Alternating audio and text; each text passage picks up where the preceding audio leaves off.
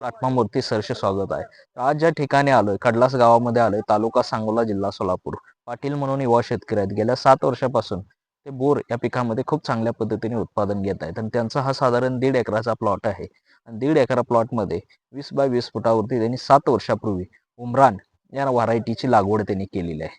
आणि आज बरोबर मे मधली छाटणी घेतल्यानंतर त्याचबरोबर मे जून मध्ये बेसल डोस बरोबर शेणखत असेल, रासायनिक खतं असतील किंवा जी इतर वेगवेगळी खतं असतील त्यांची मात्रा प्रत्येक झाडाला दिलेली आहे. आणि त्याच्यामध्ये मे मध्ये छाटणी घेतल्यानंतर आज बरोबर ऑक्टोबर महिन्यापासून त्यांचं बोराचं कटिंग चालू आहे आणि आजपर्यंत साधारण 3 ते 4 कटिंग झालेत. आणि या 4 कटिंग मधून त्यांना साधारण आतापर्यंत 3 ते 3.5 टन माल त्यांनी विक्री केलेला आहे. आणि त्याचबरोबर अजून सुद्धा झाडावरती बऱ्यापैकी माल खूप चांगल्या पद्धतीने सेट झालेला आहे. आणि मार्केटचा जर विचार करायला गेला तर प्रति किलोला नाही म्हटलं तरी साधारण 25 ते 30 रुपये या दराने ते मार्केटमध्ये विक्री करत असतात. आणि बोर हे असं पीक आहे की दुष्काळी भागामध्ये आणि कमी पाण्यामध्ये येणारं चांगलं पीक आहे. आणि उष्ण आणि कोरड्या हवामानामध्ये सुद्धा या पिकाला खूप चांगल्या पद्धतीने रिझल्ट भेटत असतो.